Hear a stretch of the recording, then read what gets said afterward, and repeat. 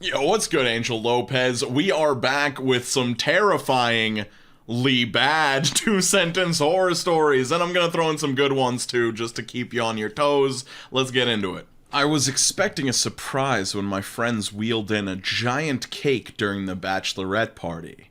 I just wasn't expecting to find my husband dead and baked into the cake. So I'm confused here. Did your friends murder your husband and bake him into the cake? Was this just like an evil baker that wanted to murder your husband? Yes, that would be surprising. You're correct about that. I'm just confused about other details. I sighed quietly, letting myself be caught up in sketching and the music that blasted through my headphones. It was only when I looked over and saw that the only exit covered in flames that I realized what a bad idea trusting the police had been. This will happen to you too if you trust the police. What does the police have? Did they start the fire? Was there supposed to be some hint? How are they involved? What happened here?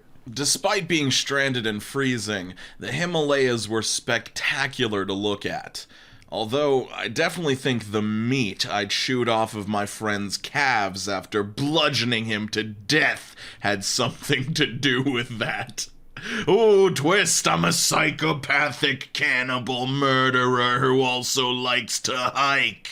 I don't know, to me, the idea of, begrudgingly having to eat your friend is scarier to me than just the idea that you've, wanted to murder and eat your friend this entire time, and it took you guys fucking hiking up the Himalayas for you to finally execute that plan. The six of us had tried over and over to escape this strange prison for years. So you can imagine my horror when my cellmate screamed from outside, urging us to stay. Okay, I actually like this one. I think this one is good. It is like a play on the, oh no, they weren't trying to keep us locked in here. They were trying to lock something out or something like that. But it works. They just did a good job with this. Props to you, OK Assignment 3206. If only she had agreed to go on a date with me. Now I have to defile her. What the fuck? This person should be Pingu. My friend is actually, his nickname is Pingu. I really hope this isn't you, Pingu, because this person should be on a watch list, man. I was excited to find out that a new live bait store had opened next to my favorite fishing spot. I can't even fucking get through these stories anymore, dude. Excitement quickly turned to horror when I discovered that the live bait, you guys aren't gonna believe this, was children. Oh. Okay, I don't know how this happened because you're only supposed to be able to post one time per day on two-sentence horror stories, but this person posted 2 times in 2 minutes. If only he hadn't loved me for my intelligence, then maybe he wouldn't have vowed to keep my helpless brain alive and sentient in a vat forever and ever. If only the pastor had been less enlightened, then maybe he'd perform the much-needed exorcism instead of calling that poor, doomed psychiatrist. I don't know, there's just something about this person posting the same format exactly of two-sentence horror story twice in a row. It just, I don't know, it's beautiful. It's pretty much the subreddit in a nutshell. Alright, we got another if-only story here. I watched helplessly as my son was sentenced to life in prison without parole. If only he had told me, I would have taught him to never be so sloppy with his corpse disposal. Number one rule of two-sentence horror stories, everyone is a murderer. It's just a fact. Also, cannibalism, just always. I am very surprised there was not an aspect of a person eating another person in this story. I didn't even mean for this to be another if-only story, but it just happens to be. We're just gonna keep going. As I left my elementary school behind on the last day of my last year there, I only had one regret. If only the recess bells would have rang just a moment or two later each day, maybe we could have saved all the kids who froze to death. How did the kids freeze to death? Was the school refrigerated or something and the refrigerator was on the fritz?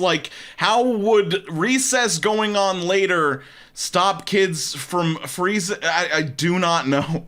Sometimes they say it's scarier when you know what's coming than when you don't, but I never understood it. But now I understand as I stare at the picture of the pale, slender, and screaming thing in my hands. This is the natural evolution of the creature. We're past the creature, now we're in March of 2022. It's all about pale, slender, screaming things.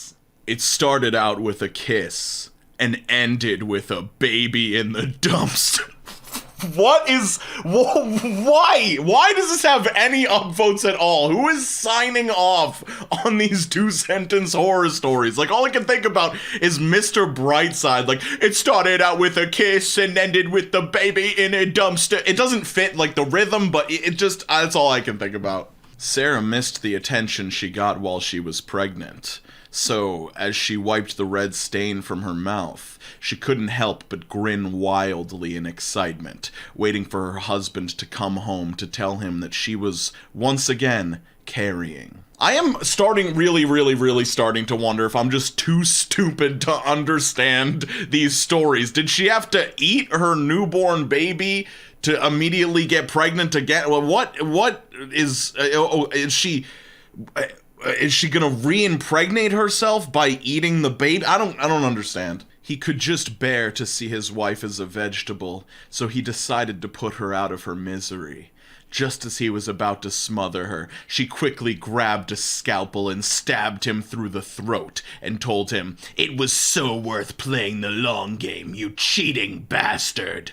Okay, I understand, you know, you're murderous over this cheating issue, but, like, maybe you didn't, maybe you could have just, like, stabbed him to death in his sleep or something like that. You did not have to pretend to be paralyzed for years in order to achieve this goal. I had always loved driving through the suburbs. I knew them like the back of my hand.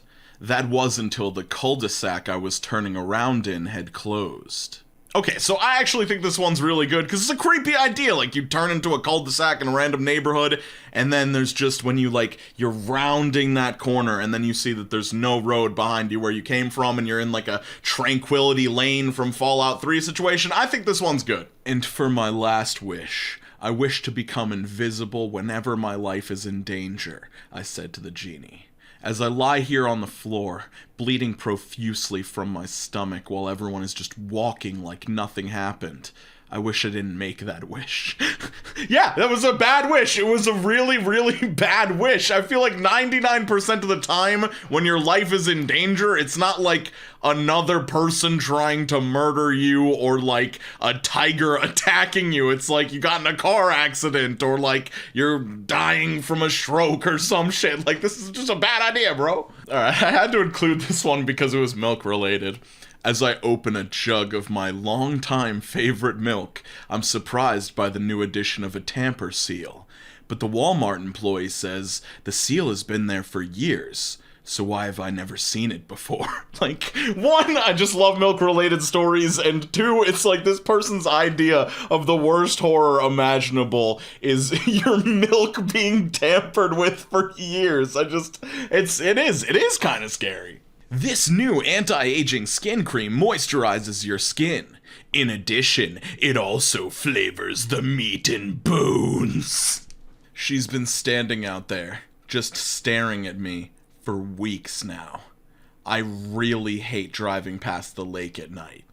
Okay, usually the second part of the story is the scary part, but the second part is, like, more mundane than the first part, so I feel like he might as well have just said, like, she's been standing out there, just staring at me for weeks now.